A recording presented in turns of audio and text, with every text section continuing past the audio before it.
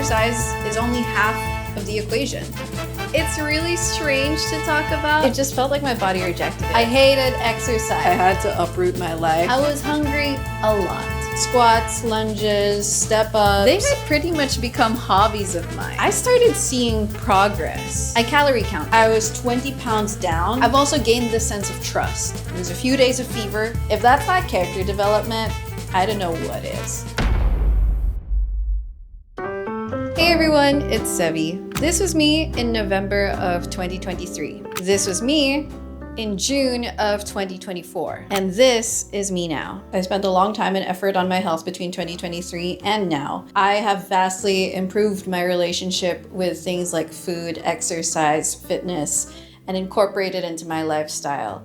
And I've come to a point where I feel really good about it, actually. I have gotten asked about it a lot, but thus far I've kind of just avoided or not really gone that deep into the topic for several reasons. Like, first of all, it comes from a vulnerable place. My relationship with food has been turbulent, to say the least, and like a lot of my insecurities, I had to deal with those getting into this, working through it, and coming out of this. I still do have insecurities.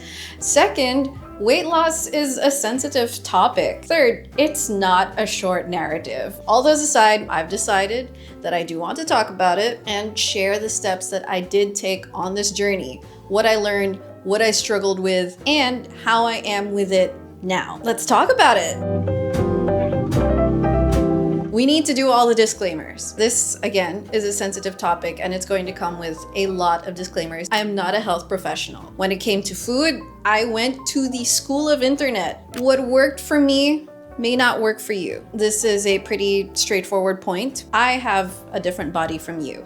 I have a different mind from you. And also, we have different circumstances. Home situation, financial or economic situation. I can admit that I had a lot of privilege in that regard. I am going to try to find like general bottom lines that can hopefully work with different types of circumstances, but because I have to acknowledge all that, I will be using a lot of I statements because I was working with my body, my mind, and my circumstances in getting to this point. I've never been diagnosed with any health condition that was a particular obstacle to my change in lifestyle. That is not going to be covered in this video just because it's not a part of my personal journey. A lot of my insecurities are going to come up. Insecurities about my appearance, weight. I'm not going to go in depth about beauty standards in this video because that would be like, I don't know, a 2-hour long video and I wouldn't even like scratch the surface of it. Just know that when I do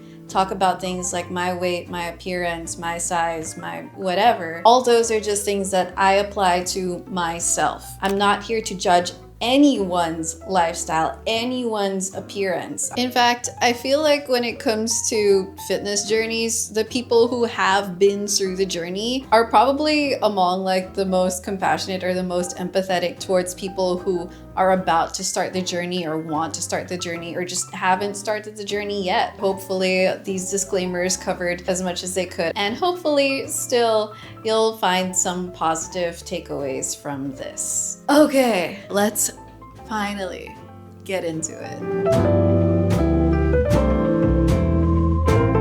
If I were to go back and tell my pre-fitness self what I would gain, the list would go something like this. 1, I would become a lot happier, a lot more comfortable, a lot more confident with my own appearance. 2, I would be physically stronger, I'd have more stamina. 3, I would have much more energy. 4, I would have no more hyperacidity. But overall, like my life has just drastically improved since then. Back then, in November of 2023, I wasn't thinking about any of that. So to understand what was on my mind and what I was going through at the time and what really got me started, then yeah, let's take it back to November of 2023. What happened in November 2023? Well, I got COVID. To be fair, it was a relatively mild case. My live-in partner at the time, my ex, and we both got COVID. It was a few days of fever. During that time, I had a fever dream that streamers would telepathically unite the world. After that passed, we didn't really get long COVID symptoms like loss of taste or smell. I count myself lucky with that one. But it took us a while to get back to our usual energy levels. Like, we were exhausted and fatigued for like 1 to 2 weeks. During that time, we were pretty at a baseline physically unfit, which, you know, tracks for people who have been in lockdown and continued working from home post-lockdown. I know that by late 2023, a lot of offices, businesses, like, they resumed on-site operations, but it was online work that we were doing. It was YouTube and streaming. I didn't really have a reason to go office operations, and we just stayed home. Honestly, by then, that was probably my least fit time. Okay, because before lockdown, I was a college student. I was walking around campus 5 days a week. Before I was a college student, I was a high school student. I was walking around campus 5 days a week, and we had PE. Aside from having a lot of physical activity, I also, as a college student, would have to wait between classes to eat lunch or eat a snack. And contrast that to when you're at home or you have a pantry, you have access to food literally around the clock. I became a boredom eater. I also became a stress eater. So, you know, it was a lot of eating. At the time, I thought that I was doing okay. I felt okay about my appearance. I never particularly strived for a certain level of physical fitness. I was never an athlete. I was never a dancer. So I was like okay with being sedentary. That totally wouldn't bite me in the ass. Until it did. Yeah, COVID is a pretty difficult illness in the first place, but I kind of just thought to myself, I feel like this recovery would have been more manageable, or it would have been easier if our bodies were like more equipped to bounce back from this, which at the time they weren't. I guess with COVID being the final straw, it became very apparent to me how much I had been neglecting my physical health. And it was after that I decided, you know what? Maybe it's time to actually get fit.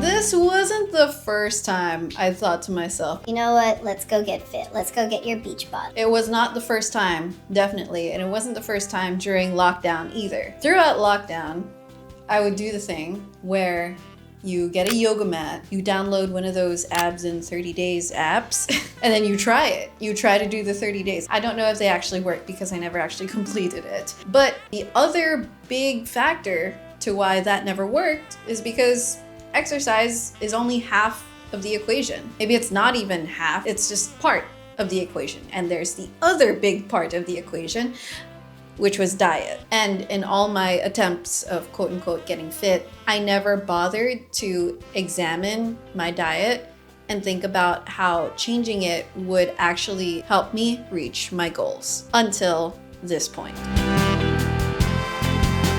Let's first talk about the goals. I didn't want to get sick as easily. I wanted to have a stronger body, a stronger immune system. I wanted to have more energy, wanted to have more stamina so that I could, I don't know, pump out more videos or stream for longer or work more. But aside from that, basically, I wanted to be slimmer. I wanted to fit back into my college clothes. I wanted to have my college body back. I was a fresh college grad. Had lockdown not happened, I would still quote unquote have my college body. Aside from wanting to look that way, this is kind of hard to explain, but I feel like the size I was at November 2023, it might not look like that much of a difference, but it felt like a size my body was not comfortable at. My body liked being the size it was at when I was in college, and then having gained that weight in places that it wasn't used to, it just felt like my body rejected it. I'd feel sluggish, I'd feel heavy. I just didn't like that feeling. My body didn't like that feeling. But, you know, until this point, I didn't really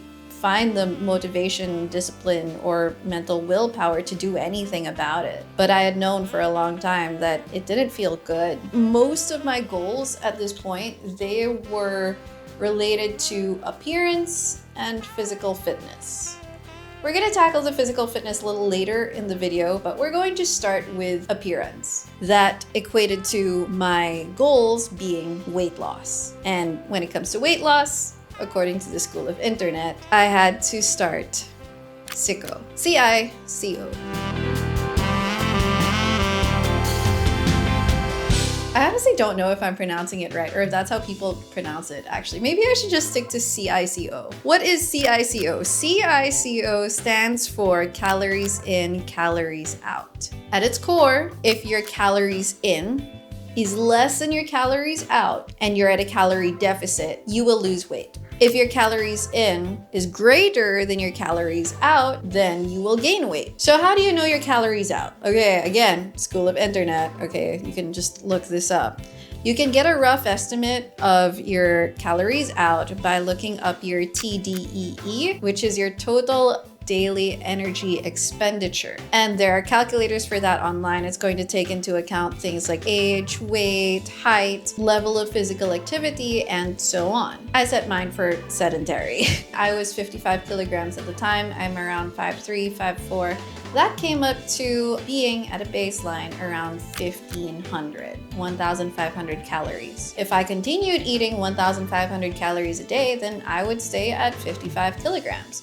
But if I did a deficit, then I would lose weight over time. So I set my daily target calories to 1,200 calories. I need to put a disclaimer here before I continue. There are a lot of other factors that go into weight loss. If you have medical conditions or if you have certain health conditions that can serve as obstacles to this, then it's not just going to be as straightforward as calories in, calories out. But all I'm saying here is that calories in, calories out is what worked for me. And in the first several months of my fitness journey, I calorie counted. Well, more like I soft calorie counted.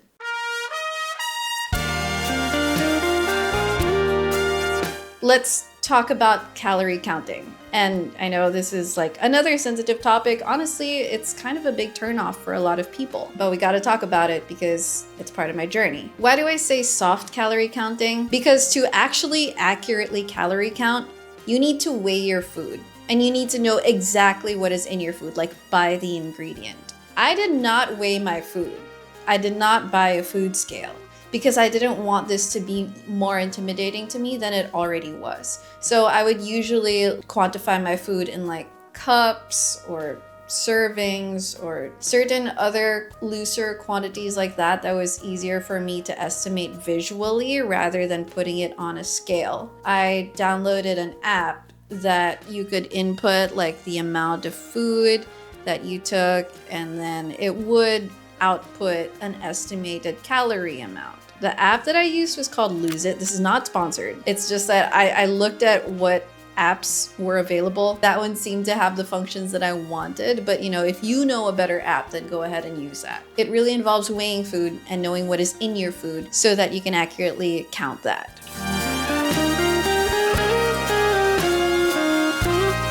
Now listen, the concept of calorie counting is already scary, okay? It's already intimidating. Like I said, I just tried to lower the barrier and do it softly without having to weigh food and everything like that. But because I now had a target calories per day that I wanted to keep within, then I had to start limiting the amount of food I was eating. And who wants to set a limit on the amount of food they're eating? Who wants to set a limit on food in general? I have always been a big eater.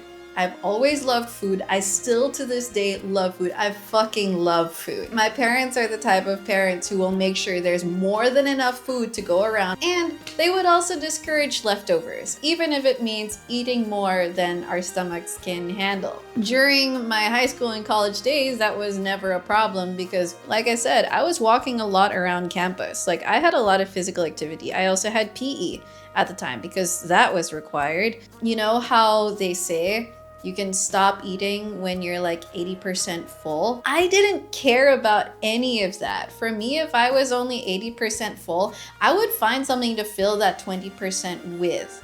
And usually that thing would end up getting me over. It would end up being additional 30%. And then my stomach would be like 110% full, which is also a reason why I developed hyperacidity, because I would constantly be overloading my stomach. The idea of limiting the amount of food I could eat, I hated it. But I realized that if I wanted to reach my goal, then it would be necessary. So I did my best. What was doing my best at the time? What did that look like? First, what I did was that I ate less of what I liked less, and I ate more of what I liked more. So if you take like a plate, for example, that has rice, veggies, and meat, out of those three things, what I would like the least is rice. So I would eat less rice. What I liked the most were vegetables. So I would eat more vegetables. And thankfully, that works pretty well for me even up till now. I really, really love vegetables. I stuck with that. But then the big one was avoiding snacking. Snacking, oh my God, I loved snacking. So it was really, really hard to stop snacking. So what I did instead, I would substitute snacking. Instead of like digging out a bag of chips, I would reach for a piece of fruit, whether that's like a banana, half an apple, or a slice of mango. And at most, I would go for a yogurt cup and then put nuts and fruits in that. I tried to find ways to improve what I was eating if I couldn't completely cut it out yet. Eventually, I was able to cut it out more and more. But as one can expect, as I was making those changes, I got hungry. I was hungry a lot.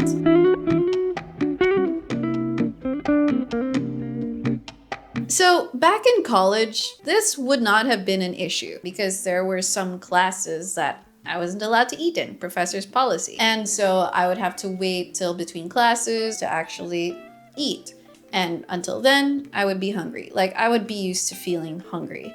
Lockdown, however, if I got a hunger pang or even a smidge of it, or if I was craving something, I would get it. So when I told myself I have to like calorie count, lessen the amount that I'm eating, of course, that also meant getting used to being hungry again. I'm not saying that being hungry is good. I just needed to get used to the feeling. I just needed to remember that being hungry for short periods of time is normal. I did find that oftentimes what I thought was hunger, it was just craving. It wouldn't actually really be my body needing more fuel, more food. It would be my body wanting some stimulation in the form of food. Another thing that I started doing was I would drink a lot of water. Any initial hunger pang or any craving, before going for a snack, I would answer first with water. Now, I already carried a water flask or water jug around with me all the time. That was a habit that I grew up with. So this wasn't that hard, but I had to refill that flask way more as I was doing this cutting down on my food intake because I was just drinking a lot more water between meals. That worked. It worked. It helped a lot. And if I got bored of water, I would prepare cold tea without any sugar in it. I would just prepare cold brew tea. I'd just get a tea bag, put it in like a water container and leave that in the refrigerator. It would be like, okay, water, but with extra flavor and no sweetener. So basically, I learned to fill myself up with fluids, non-sugary fluids, in order to help me also curb snacking. Now, that still didn't mean it was easy. A week in, I realized I was really struggling with this. Like I would look at my calorie tracker and I would feel really bad about the days that I went over. Really, this adjustment was hard. I did ask one of my friends, he trains jiu-jitsu, he also has a certificate in nutrition. I was like, how do I make this easier for myself? And he said, well, you can try for a weekly calorie limit instead of a daily calorie limit. It was like giving myself the flexibility that if I went over my calorie target on one day, maybe due to stress eating, then on a less stressful day, I would just do my best to stay under. If I check back in the week and it kind of averages out to my daily target, then I would be okay with that. That would be a win. That would be like success. So finding more flexible ways to tell yourself that you succeeded,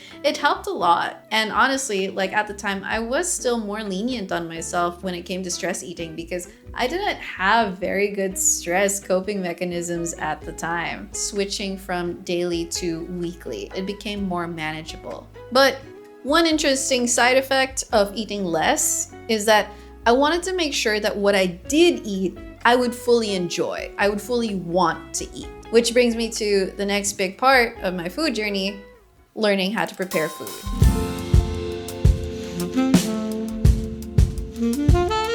It's a hot day. I've been drinking a lot of water, but then I'm trying this tea bag. I actually don't know what's in it because it's not in English. It's very herbal. I taste some chamomile. I hesitate to say cook because a lot of the recipes I started with, I didn't even use a stove. So I'll just keep saying food prep. I did baby steps so that it wouldn't feel too difficult for myself. But there was another big reason I did baby steps, and that was because there's also a social dynamic when it comes to food and households. I feel like a lot of people who still live with their families, and it's kind of a traditional family, you might be able to relate to this, wherein someone else is usually calling the shots when it comes to the household meals. Whether that's your parents, whether that's your house help. I think that there are some families that do have like a pretty flexible setup when it comes with cooking, but then there are also the household setups where the rest of the family isn't really involved in the decision making when it comes to food. All this to say that, okay, I was living with my ex's family at the time. I was living in his house. It's not my family, it's not my house. And the social dynamic that came with that was that I felt really uncomfortable wanting to assert my own food prep into the dynamic that I already had going on. It's really strange to talk about because it's like an invisible obstacle to the entire thing. It's social. It's not anything that had to do with like physical capacity or effort or even financial. It was a social thing that I had to learn how to navigate. What I did, I started meal prepping the small things. One of the things that I started with really was breakfast. So I needed to figure out what breakfast I actually liked and what kind of breakfast would also help me lose weight. And one of the things that I tried first, I remember this clearly, I took a picture of it that I'll show here, sauteing some chopped up vegetables and putting it on a pita bread with hummus. Because again, I liked vegetables, so I was kind of like, how can I get more vegetables into my breakfast? I loved it. I made it once and then I made it twice and I was like, yeah, this is fun. So after that, I started trying other things. I tried overnight oats. I tried making omelets. I tried making tofu pudding dessert. So it was kind of these peripheral things that don't usually matter that much to household setups where they prepare big meals that everyone shares. It helped me get a lot more comfortable with food, and it also helped me learn a lot of the food that I did like and that I felt I could keep eating sustainably, like without getting sick of it, but also helping me stay within my calorie goals. At this point, I have to acknowledge that the fact that I was work from home, had flexible work hours, made it a lot easier. I could afford to take a bit more time out of my day to food prep small things.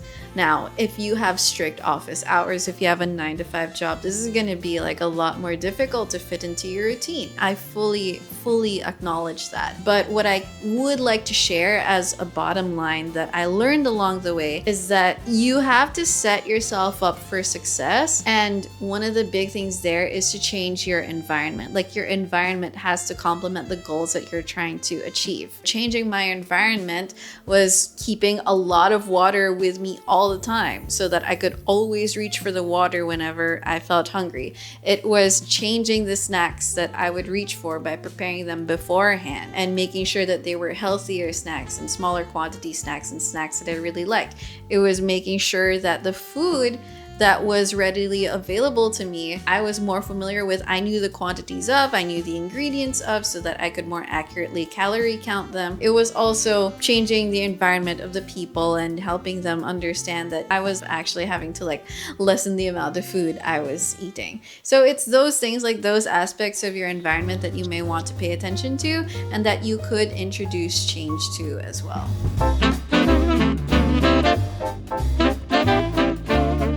Now it's time to get into the other part of the equation, the exercise part of this experience. And I'm going to be on my walking pad for this one because it seems appropriate. When I started back in November, December 2023, I hated exercise. I was never an athlete. I was never a dancer. I did not like physical activity. I did not like sweating. And at that point in time, when I was at my heaviest, I just did not like how my body felt whenever I would attempt to exercise. I didn't like the jiggling. I didn't like the sweating. I didn't like the folding. I didn't like the rubbing of the skin. Like, it was just overall an entirely unpleasant experience. I did not like it. I also had a neck rash. I still have a neck rash that gets exacerbated by humid environments, by heat and moisture. That's sweat. You get that when you exercise. So whenever I attempted to exercise, my neck rash would actually act up. To this day, it still kind of does. And yes, I have seen a dermatologist about it. Don't worry, it's being managed. But as I was committed to my goals of this thing, I knew that exercise was going to be necessary. I already went over my history of failed attempts at exercise, and the one thing that I learned from that is that I was not going to succeed in this attempt if I tried to do it at home. All my failed attempts, I tried to do at home, I tried to do it by myself, I couldn't do it. So something had to give, something had to change. So I looked for the nearest gym. Thankfully, the nearest gym wasn't too far away. So I went to the nearest gym, and then I took it a step further and I purchased a package of sessions with a trainer. I know that I'm a person that thrives with instructed learning. I also knew that if I felt I was committing not just to an activity, but also someone else involved in the activity, I would feel really bad about faltering from the schedule that I've set with them. So that person being there in the gym, waiting for me, having a set schedule, that to me was an extra push to going consistently because I wanted to keep that up. I didn't want to disappoint another person was basically it. You don't need to buy a trainer package to do this. You can do gym with friends. Maybe you have like the mental willpower to just do this entire thing by yourself, to which I salute you, but that's how I ended up doing it. So what did my first trainer have me do? They do this thing where they assess like your level of physical fitness. And this trainer was like, yeah, okay, your body needs to do some conditioning. So at the start, that was a lot of body weight exercises. It was a lot of squats, lunges, step-ups, inclined pull-ups. There was also a lot of planking. And then eventually that moved on to some kettlebell exercises, some dumbbell exercises. So a lot of those body weight exercises, but then accompanied by small weights, so that there was like a little additional resistance. That came a little later on as I was making more and more progress. It was never really cardio heavy. Like I would do some treadmill walking before and after as like my warm up and my cool down, but my trainer never had me jump rope. Sometimes the workouts, he would pace them quickly enough and consecutively enough that it felt like I was doing a bit of cardio, especially if it was a bit higher impact, but overall, it was kind of like medium impact at most. It wasn't anything too rigorous in this conditioning phase. I did that for 2 to 3 times a week, 1-hour sessions, and oh my God, at first I hated it. It was a struggle. Even though the gym was nice, there was aircon, I wasn't sweating as much as I anticipated, I still hated it.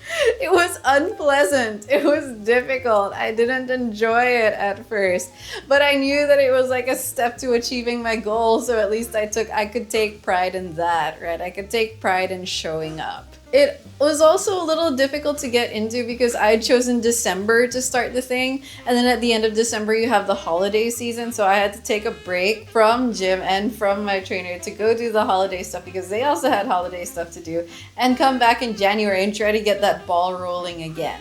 But thankfully, once I had gotten back in January, I was like locked in. I was like, okay, let's do this, let's commit, let's do all these sessions, and we did.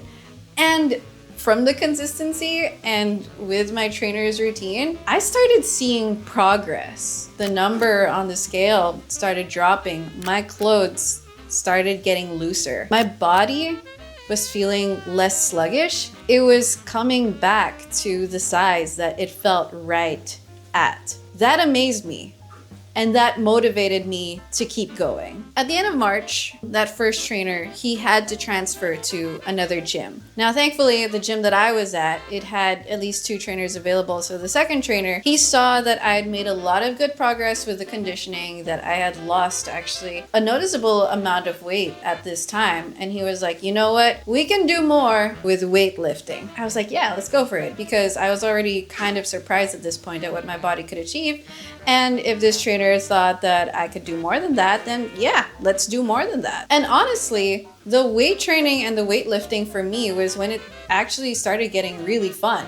Because aside from seeing the number on the scale drop, I was seeing the number on the machines rise as I was like lifting heavier and heavier weights. I was a very grade conscious person. I have a family of academics, so when I was in school, I loved getting high grades. Okay, I was that kid who thrives off of getting high numbers on their test papers. So for me, like seeing this number comparison or seeing that I was like achieving higher and higher lifting weights, just that quantity, just seeing that number go up, it was serotonin to me. But you know, aside from seeing that number on the weights go up, I was also kind of like, oh my gosh, my body can actually do this. I didn't know it could do that, but it apparently can. Let's do a timeline check-in. May to July of 2024 was when I was probably at my slimmest because I was 20 pounds down from December of 2023. And it was also around the time I started getting the most comments on my appearance. I'm pretty sure that I reached that slimness because I did start more weight training, but I didn't necessarily up my calorie intake. In retrospect, I probably would have gained muscle faster if I had upped my calorie intake, especially in regards to protein, but I didn't, so I just ended up getting slimmer.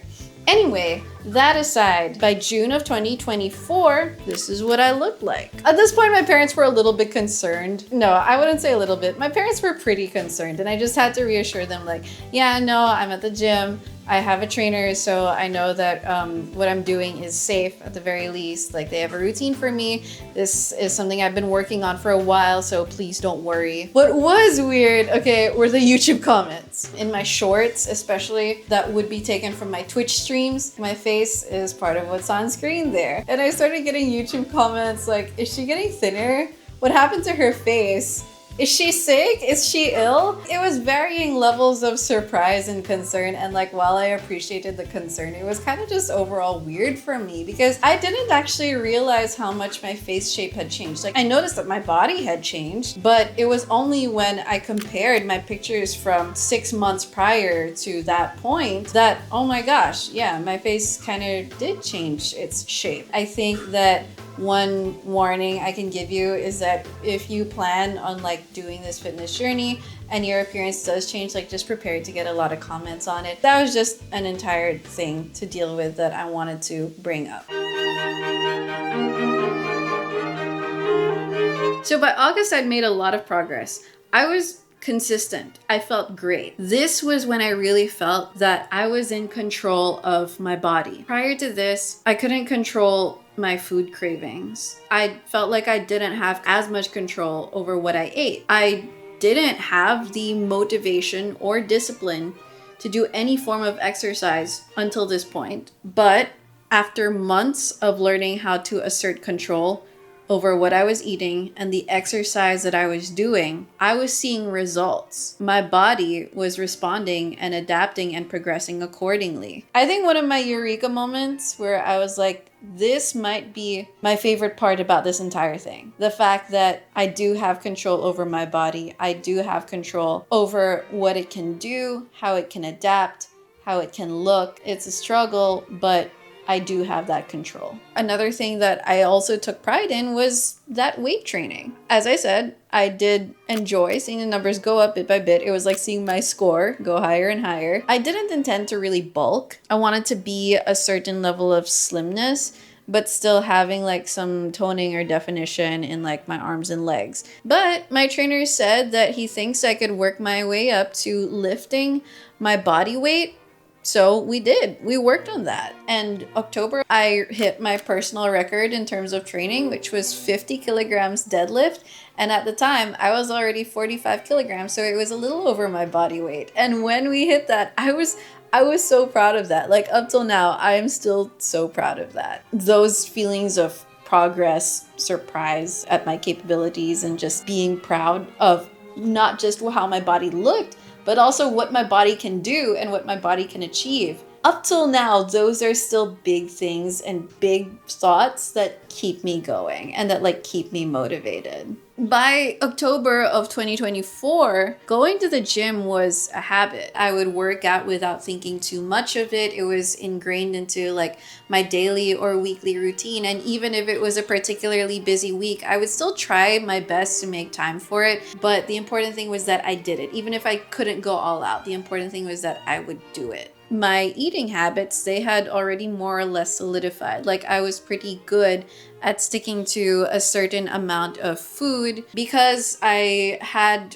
built those food habits as well, I stopped soft calorie counting. I started eating intuitively. So I just tried my best to start getting a lot more aware of like my fullness levels. What is the space between satisfied and full? How do I not go over full? Do I feel like I ate too much yesterday? Maybe I'll eat less today. Have I been eating less in the first part of the week? Maybe I can let myself eat more in the latter parts of the week. Things like that kind of had developed, I think, this part of my brain that was just more self-aware about like my body and like keeping track of what it was doing, how it was feeling, and checking in with it a lot more often.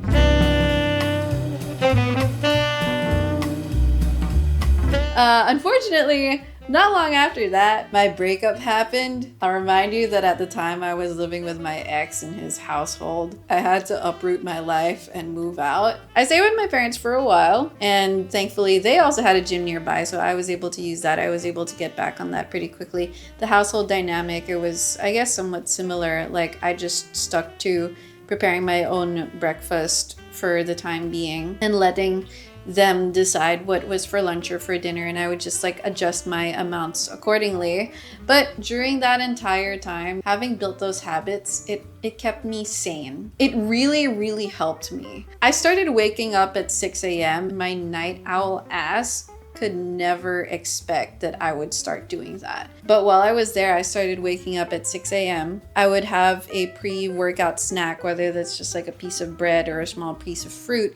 I would go work out, I'd come back, I'd make myself breakfast, and that was my morning ritual. I didn't have a trainer anymore because the trainer was at the gym that I had left, so my gym routine was basically like me rehashing those exercises and trying out the machines, things that my trainer would like run me through or practice regularly. So that helped a lot in helping me build my own routine and my own self-sufficiency in the gym. Basically, like at that point, to me, gym and food prep, even though I couldn't do much of it at the time, they had pretty much become hobbies of mine. Like I'd built them into my life to the point where they were hobbies, they were part of my lifestyle, they gave me relief, a good mental space, and they also helped me regulate like everything I was feeling and what was going on at the time. That's when I kind of became very self-aware, like, oh my gosh, this is a lifestyle change. Because back in November 2023, like I fully resisted the thought of exercising regularly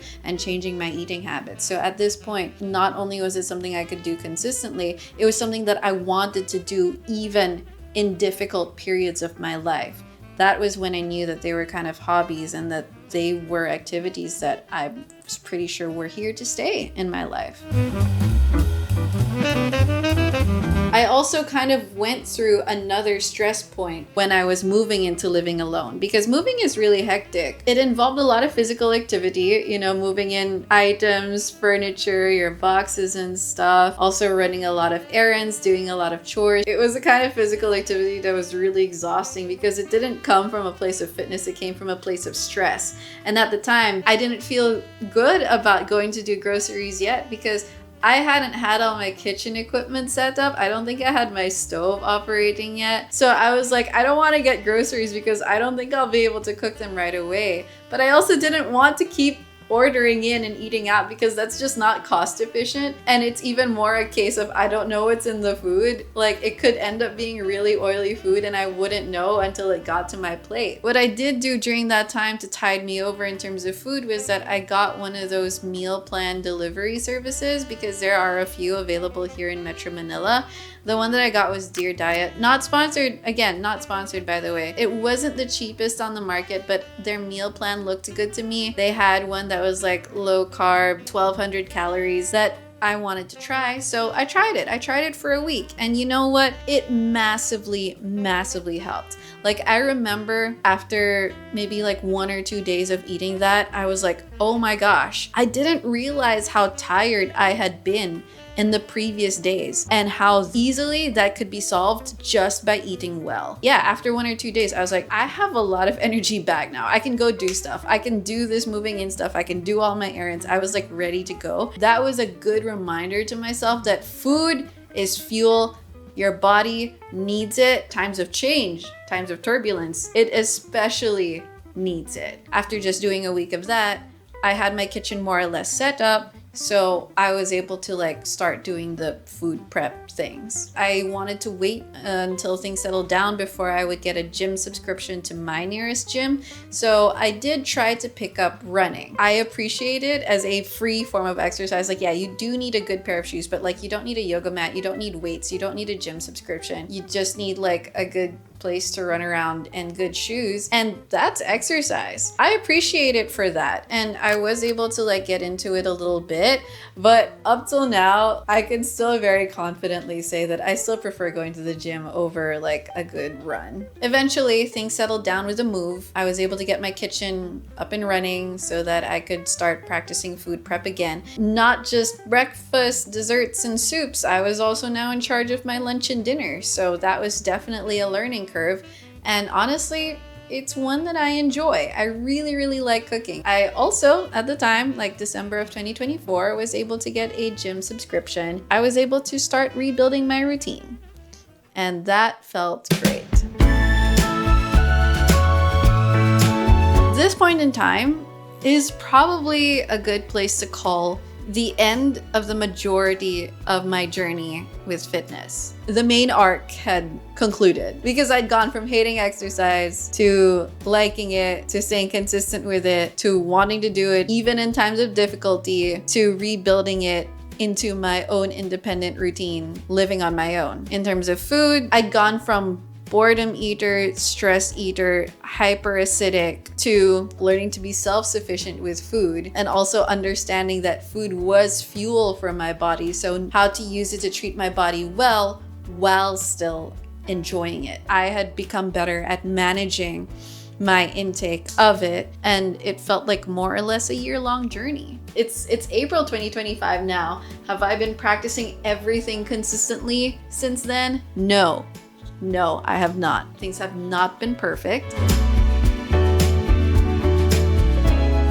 For this last part of the video, I'll just talk about that because honestly, it's kind of a reality check. It's kind of like a setting expectations that you're not always going to be in an upward direction when it comes to progress. Progress, it's not linear. It goes like this. It goes like that. Even between December and April, that's still what it's like for me. Even though I've made a lot of improvements with my relationship with food, I still get this thing that I refer to as food noise. I still think a lot about food, whether that's what I ate yesterday, what I'm gonna eat tomorrow, what I'm gonna food prep, what I'm gonna cook, if I'm craving something. I still think about it a lot. My boredom eating and stress eating tendencies, I know they're still there in my brain. I've just gotten a lot better at managing them and building the environment to help manage them, and having the habits to help manage them. Those habits are there to manage me. Like, this is how I navigate that.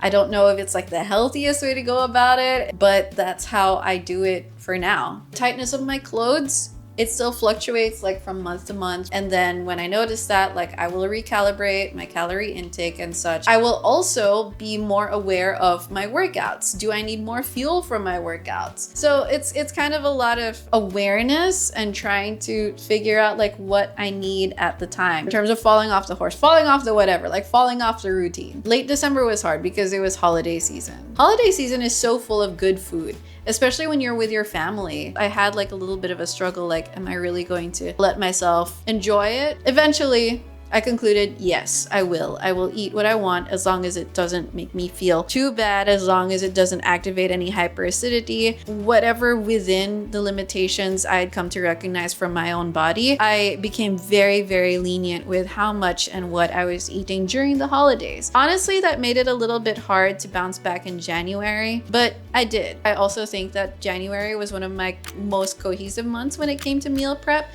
because I really wanted to recover well from the holiday season eating. So I made sure that whatever food I made in January was like very good for me and I was very happy with it. I was able to do that. I also went back to the gym regularly. And I think that whenever I did fall off that routine, because I did again in February when I ended up traveling a lot and going out with friends a lot. It's come to the point where I feel like my habits are resilient enough that I can go back to them whenever I need to reset. Aside from gaining the sense of control over my body, I've also gained the sense of trust in my body that I know it can bounce back when I want it to, when I need it to, and I've learned the steps that it takes to bounce back. The fact that I trusted my body to be able to do that again, it gives me a lot of confidence whenever I fall off the routine or whenever I anticipate that this week's going to be really busy or I'm going to travel this week. I don't want to restrict what I eat when I travel. I'm going to enjoy that.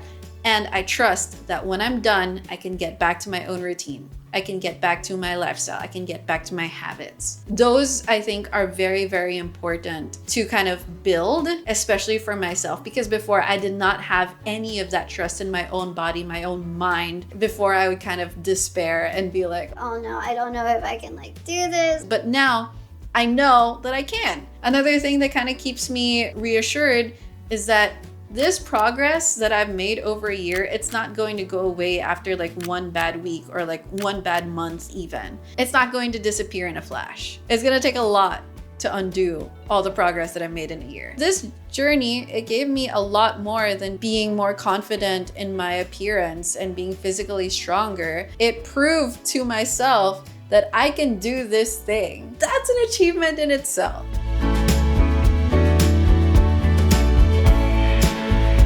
We have done it. The sun is setting, my hair is dry. It wasn't at the start of this video. That's pretty much it when it comes to that entire 1+ year timeline.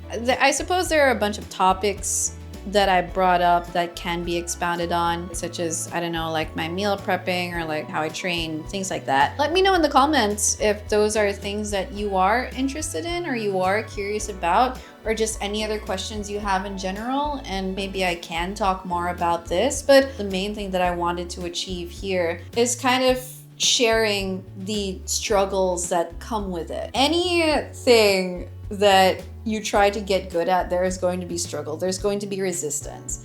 And honestly, this is one of those long processes that I really committed to, but didn't think I would get this far until I did. If you are considering getting into some sort of fitness journey, I really just want you to do it. If you've made the decision to start it, good. Stick to that decision, because you don't actually know where you're going to end up, how good of a thing this could be for you. It could end up being really, really good. And you're not going to find out until you've done the thing and gotten there.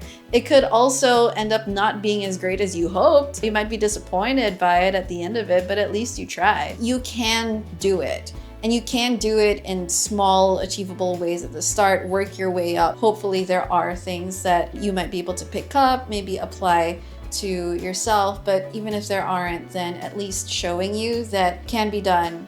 Even if I thought at the start I would hate the entire thing, I've come to love it. And if that's not character development, I don't know what is. In the past 5 years, aside from YouTube, this may have been one of my biggest character developments, and I'm happy about that.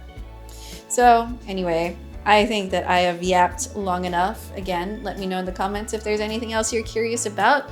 Subscribe to my channel, leave a like on the video if you enjoyed it. I'm gonna see you soon. Take care.